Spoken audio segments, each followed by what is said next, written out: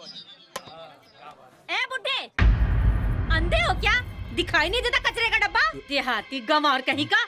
Plate उठा और रख इसमें। जी। ना काका, प्लेट के हाथ मत लगाइया। हमनी के बराती है जा, केहू के बाप के नौकर ना। ए मिस्टर, तमीज से बात करो तुम। एक तो खाने का सहूर नहीं, ऊपर से बदतमीजी से बात करते हो। अच्छा, तो हमनी के खाए के सहूर नहीं खे। दरअसल बात तो ई बा कि तोहरा लोग इनके खियावे के सहूर नहीं खे। एगो तब पे फैलो सिस्टम रख ले बड़ा लो। अगर इतने तमीज रहित ना तो पात में बैठा के अपना हाथ से परोस के खियाता लो। बहू, ये क्या तमाशा हो रहा है? देखिए ना बाबूजी, एक तो जानवरों की तरह खा रहे हैं, ऊपर से कुछ कह दिया तो बोलते हैं कि परोस के खिलाओ। अच्छा, तो हमनी के जानवर है जा।